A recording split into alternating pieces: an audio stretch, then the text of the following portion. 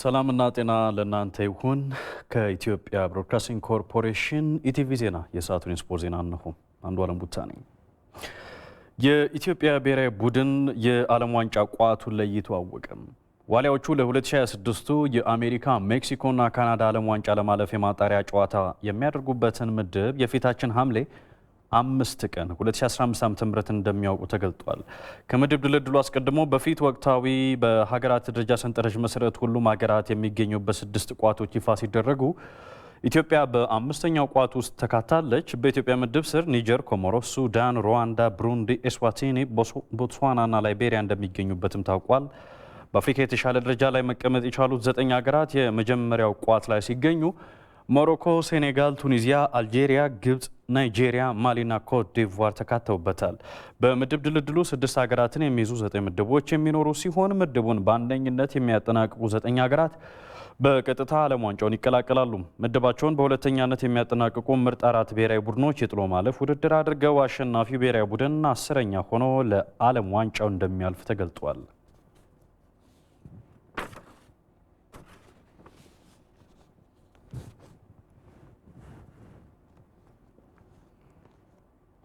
ለ2024 የኦሊምፒክ ውድድር በእግር ኳስ ለመሳተፍ የማጣሪያ ጨዋታ ያለበት የኢትዮጵያ ሴቶች ብሔራዊ ቡድን ልምምዱን በኢትዮጵያ ስፖርት አካዳሚ አጠናክሮ ቀጥሏል። ብሔራዊ ቡድኑ ለ35 ተጫዋቾች ጥሪ አድርጎ የነበረ ቢሆንም የተወሰኑ ተጫዋቾችን ቀንሶ በቀን 1 ጊዜ ልምምድ እያደረገ ይገኛል። ብሔራዊ ቡድኑ አዳዲስና ወጣት ተጫዋቾችን በስብስቡ ማካተቱ ለቡድኑ የነገ ጉዞ ጥሩ መሆኑን የብሔራዊ ቡድኑ አሰልጣኝ ተናግረዋል። ያካተተ ቡድን ነውና 3 ልጅ 2 ልጅ ብቻ ነው በሲኒየር ደረጃ ያለው። የአንደር 20 ቡድኑ ከዚህ በፊት ያሳየው ነገር ጥሩ ስለሆነ እነኛ ልጆች ማጆሪቲውን ይዞ ለመቀጠል ብዙ ነገሮችን አድርጌያለሁ። ያን ስል ግን አዲስ ፊት የተሻለ ፊት ከመጣ ደግሞ አይካተትም ማለት አይደለም። እታችኛውንም ሊግ ዋናውንም ሊግ ነው ያየሁት። ከታችኛውም ሊግ እዚህ ውስጥ አሉ እንደምታያቸው።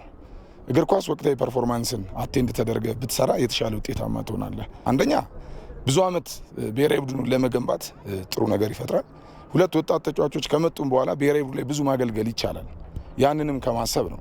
ይህን ስል ግን ሲኒየር ተጫዋቾች አያስፈልጉም ማለት አይደለም። ያስፈልጋሉ። በየቦታው በየዲፓርትመንት ላይ ልጆቹን በደንብ የሚያነሳሱና ሰርተው ልጆችን ማሳየት የሚችሉ ሞዴል የሆኑ ተጫዋቾች ደግሞ በዚህ ውስጥ ማካተናል። በሜዳው የመጀመሪያ ጨዋታውን ከቻድ ጋር የሚያደርገው የኢትዮጵያ ብሔራዊ ቡድን ተመልካቹ በስቴዲየም ተገኝቶ ድጋፉን እንዲያደርግ አሰልጣኙ ጥሪ አቅርበዋል። የኢትዮጵያ ብሔራዊ ቡድን ነው እዚህ ጋር እየተገነባ ያለውና እንደ ወትሮ የኢትዮጵያ ሕዝብ በደንብ ድጋፋውን ልጆቹን በማነሳሳትም ከዚህ ቀደም ሴቶቹን በጣም የሚያበረታታ በመደገፍም በድምጽ የምሰማቸው ነገሮች አሉ። የመደገፍ የማክበር ያ ነገር ቀጣይነት ሆኖ ደግሞ ትላንት ባልተለመደው መልኩ የአፍሪካ ዋንጫ የኦሎምፒክ ዋንጫዎች ላይ የምንሳተፍበትን ነገሮች እንድናሰፋ የህዝቡም ድጋፍ ስለሚያስፈልገን የኢትዮጵያን ሕዝብ አሁንም ከጎናችን ቆሞ እንዲደግፈን ስል በማክበር ጠይቃለሁ። በ29ኛ ሳምንት የኢትዮጵያ ፕሪሚየር ሊግ 2ኛ ቀን ውሎ ዛሬ አዳማ ከተማ ከኢትዮጵያ መድን እንዲሁም ኢትዮ ኤሌክትሪክ ከፋሲል ከነማ ጨዋታቸውን ያደርጋሉ። ቀን 9 ሰዓት ላይ በ37 ነጥቦችና በ2 ንጹህ ግብ 10ኛ ደረጃ ላይ የሚገኘው አዳማ ከተማ በ49 ነጥብና 13 ንጹህ ግቦች በሊጉ 3ኛ ስፍራን ከያዘው ኢትዮጵያ መድን ጋር ይገናኛል። አዳማዎች ዛሬ የሚያሸንፉ ከሆነ በፕሪሚየር ሊጉ መቆየታቸውን ያረጋግጣሉ። መድን ከተሸነፈ ወይንም አቻ ከወጣ በሊጉ 3ኛ ደረጃን ይዞ መጨረሱን ያረጋግጣል። አመሻሽ 12 ሰዓት ላይ አስቀድሞ ወደ ኢትዮጵያ ከፍተኛ ሊግ መውረዱን ያወቀው ኢትዮ ኤሌክትሪክ በ39 ነጥብና በ4 ንጹህ ግቦች 7ኛ ላይ የተቀመጠው ፋሲል ከነማን ይገጥማል። አጼዎቹ ድል ከቀናቸው በቀጥታ ወደ 4ኛ ደረጃ ከፍ ይላሉ። ሊጉን ቻምፒዮን ለመሆን በእጅጉ የተቃረበው ቅዱስ ጊዮርጊስ በ60 ነጥብና በ31 ንጹህ ግቦች እየመራው ሲገኝ ባህር ዳር ከተማ በ6 ነጥቦች ብቻ ዝቅ ብሎ እና በ19 ንጹህ ግቦች ይከተላል።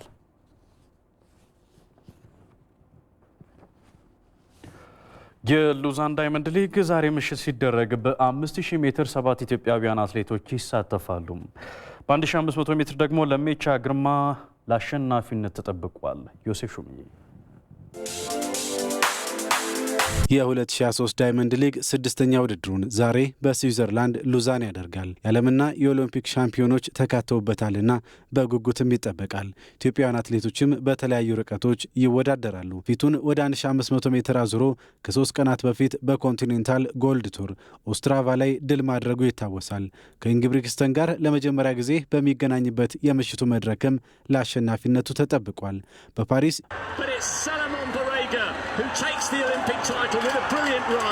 በ5000 ሜትር ደግሞ 7 ኢትዮጵያውያን አትሌቶች ይካፈላሉ። የቶኪዮ ኦሎምፒክ የ10000 ሜትር አሸናፊው ሰለሞን ባረጋ፣ የ5 ኪሎ ሜትር ክብረ ወሰን ባለቤቱ በሪሁ አረጋዊ፣ በዶሃ የ5000 ሜትር የዓለም ሻምፒዮን የነበረው ሙክታር ኢድሪስ፣ ጥላሁን ኃይሌ፣ ሀጎስ ገብረ ሕይወት፣ ገመቹ ዲዳና ግርማ ኮማ። ከ15 ቀናት በፊት በተደረገው የኦስሎ ዳይመንድ ሊግ የርቀቱ አሸናፊ የነበረው ዮሚፍ ቀጀልቻ ግን አይሳተፍም። ዛሬ ምሽት የሚጠበቀው ጥላሁን ኃይሌ ግን በኦስሎ 3ኛ ደረጃን ይዞ ማጠናቀቁ የሚታወስ ነው። የ5000 ሜትሩ የክብረ ወሰን ባለቤት ጆሹዋ ቼፕቴጌም ለኢትዮጵያውያኑ ብርቱ ተፎካካሪ እንደሚሆን ይጠበቃል። በ3000 ሜትር መሰናክል ደግሞ ተስፈኛው አትሌት ሲምቦ አለማየሁ ትጠበቃለች። አትሌቷ በ20 ዓመት በታች የዓለም አትሌቲክስ ሻምፒዮና የብር ሜዳሊያ አሸናፊ እንደነበረች ይታወሳል። በፍሎረንሱ ዳይመንድ ሊግም በዚሁ ርቀት የግል ምርጥ ሰዓቷን ማስመዝገቡ አይዘነጋም። በኦሪገኑ የዓለም ሻምፒዮና የነሐስ ሜዳሊያ አሸናፊዋ መቅደስ አበበ፣ ዘርፌ ወንድማገኝና ሎሚ ሙለታም በርቀቱ ይካፈላሉ። የርቀቱ የክብረ ወሰን ባለቤት ቤትሪስ ቼፕኮችና ፔሩዝ ቸሙታይም በ3000 ሜትር መሰናክል ሴቶች የሚጠበቁ ሌሎች አትሌቶች ናቸው። ከውጭ ማንቸስተር ዩናይትድ ሜሰን ማውንትን ከቼልሲ ለማስፈረም ከስምምነት ላይ መድረሱ ተገለጸ። የሜሰን ማውንት ዝውውር ማንቸስተር ዩናይትድን በብዙ መልኩ ተጠቃሚ ያደርጋል ተብሎ ይጠበቃል። ሀብታሙ ካሴ ተጨማሪ ዘገባ አሰናድቷል። የወቅቱ የማንቸስተር ዩናይትዱ አሰልጣኝ ኤሪክ ቴን ሃግ በሜሰን ማውንት ብቃት የተደነቁትና የራሳቸው ተጫዋች እንዲሆን ምኞት